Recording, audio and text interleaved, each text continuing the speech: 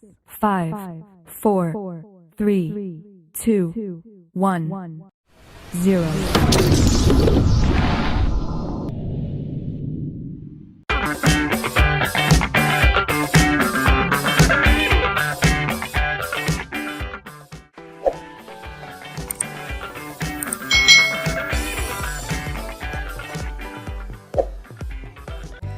Hai. Selamat datang di channel YouTube Kak Citra. Apa kabar adik-adik semuanya?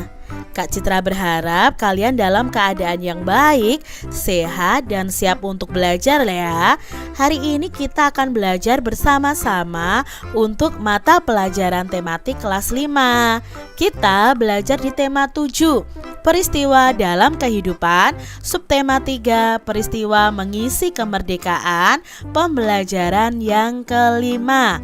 Mari adik-adik kita belajar dengan penuh semangat ya. Adik-adik telah belajar membuat surat undangan resmi. Nah, kali ini kalian akan membuat sebuah surat undangan yang dipadukan dengan motif seni lukis daerah. Bagaimana ya hasilnya nanti? Yuk kita pelajari bersama-sama.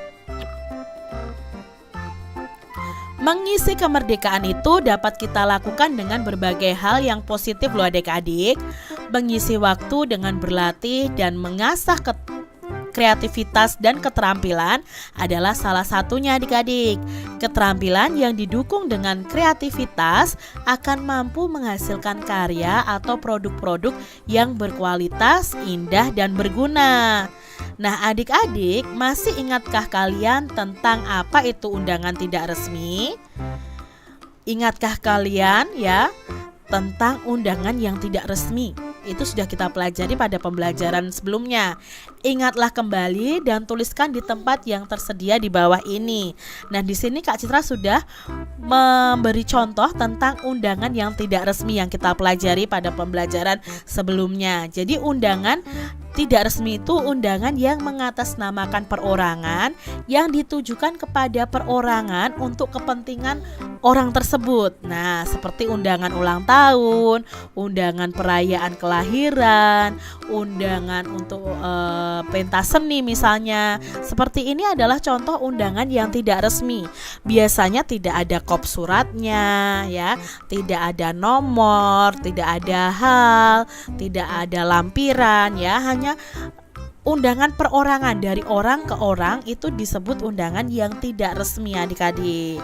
Di sini adik-adik, tentunya kamu juga masih ingat bukan arti dan ciri dari seni lukis daerah itu? Nah, seni lukis daerah itu mengandung nilai-nilai budaya yang berkembang di suatu daerah. Kita juga sudah pelajari tentang seni lukis daerah ya adik-adik ya pada pembelajaran sebelumnya. Nah, seni lukis ini adalah seni menggambarkan objek-objek berupa pemandangan alam, tumbuhan, binatang, manusia, benda di alam untuk menimbulkan perasaan keindahan. Nah, seni lukis daerah ini mengandung nilai-nilai budaya yang berkembang di suatu daerah.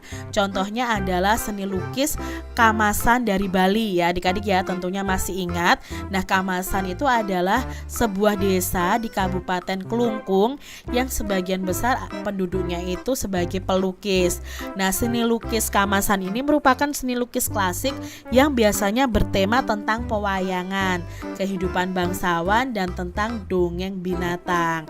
Nah, para pelukis ini menggunakan warna alam yang dicampur dengan perekat dan menempelkannya pada kanvas. Nah, kanvas yang digunakan itu berupa kain kasar yang dicelup dengan bubur beras, lalu dijemur di bawah sinar matahari. Setelah itu kainnya akan digosok dan bisa dibuat untuk menjadi lukisan nih adik-adik ya. Itu tadi ciri khas dari lukisan Kamasan dari Bali.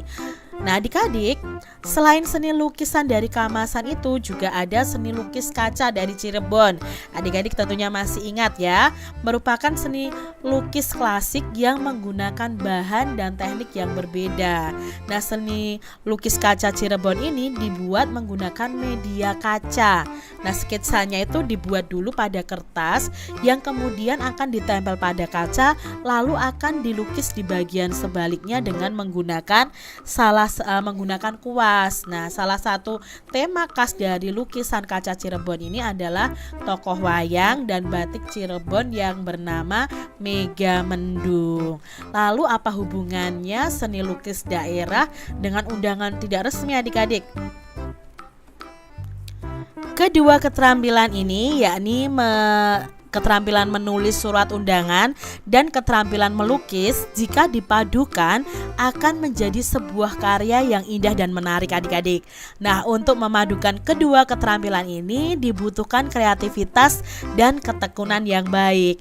Ini adalah contoh surat undangan tidak resmi. Nah, di sini juga ada keterampilan melukisnya. Gambar-gambarnya ini bisa dilukis nih, adik-adik ya. Di sini ada surat undangan tidak resmi yang berjudul pentas seni kreasi anak bangsa yang dilakukan oleh SD Nusantara ya. Tertujunya kepada siapa? Kepada siswa-siswi SD Nusantara.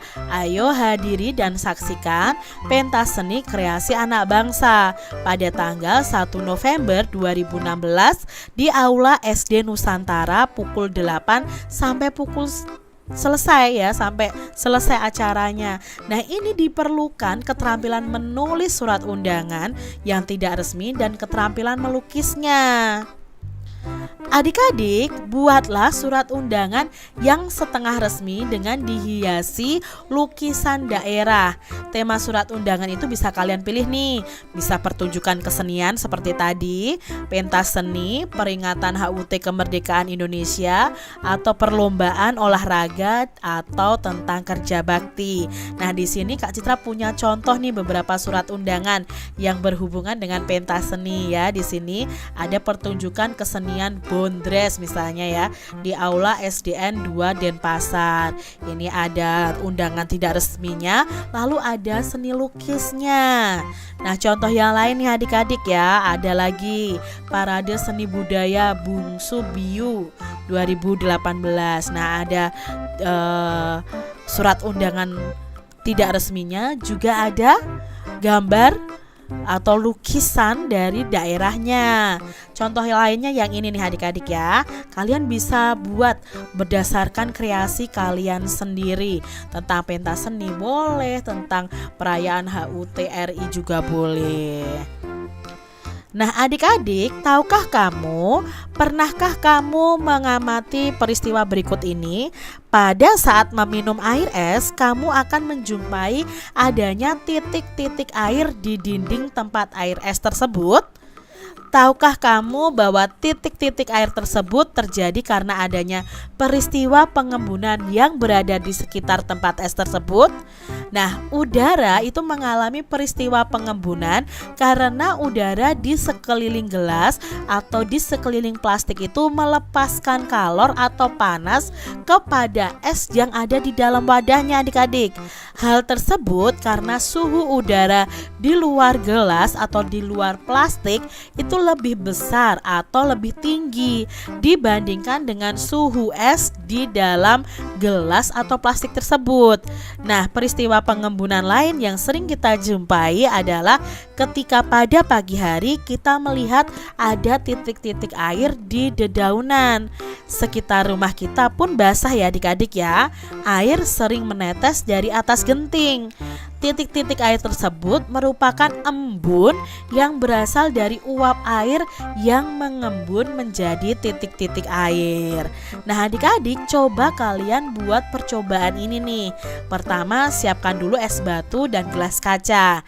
Nah, siapkan alat dan bahan, lalu masukkan es batu ini ke dalam gelas. Amati apa yang terjadi. Amati dulu kalau sudah 1 menit apa yang terjadi. Lalu 5 menit kemudian kemudian lalu 10 menit, 15 menit, 20 menit, dan 25 menit. Nah, di sini Kak Citra sudah mengamati. Pertama di menit yang pertama adik-adik, dinding gelasnya mulai dingin tapi belum muncul titik-titik air.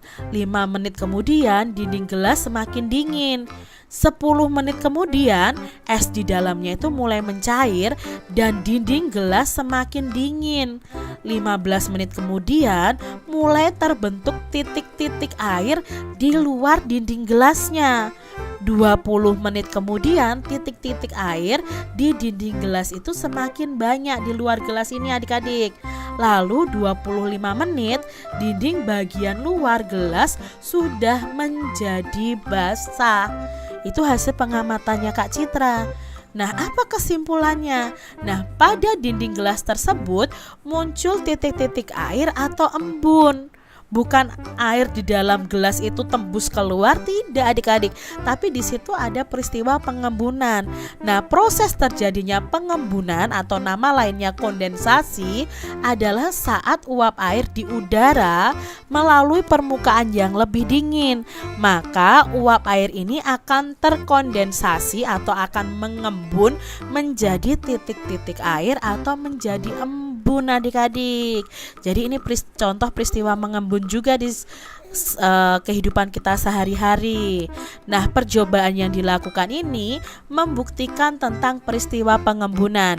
Peristiwa pengembunan dapat terjadi karena suhu pada benda tersebut, yaitu pada gelas, lebih dingin dibandingkan dengan suhu udara di sekitarnya, sehingga udara sekitar yang mengandung uap air akan mengembun. Nah, uap air itu akan berubah menjadi cairan yang menempel pada sisi luar gelas. Nah, coba adik-adik praktekkan ya. Demikian tadi adik-adik pembahasan kita di tema 7, subtema 3, pembelajaran yang kelima. Semoga video pembelajaran ini bermanfaat untuk adik-adik semuanya, dan sampai jumpa lagi di video pembelajaran Kak Citra selanjutnya. Tuhan memberkati. Jangan lupa tekan tombol subscribe, lalu tekan loncengnya, tekan juga tombol like, lalu share ke media sosial kalian. Jangan lupa untuk ikuti media sosial Kak Citra. Terima kasih.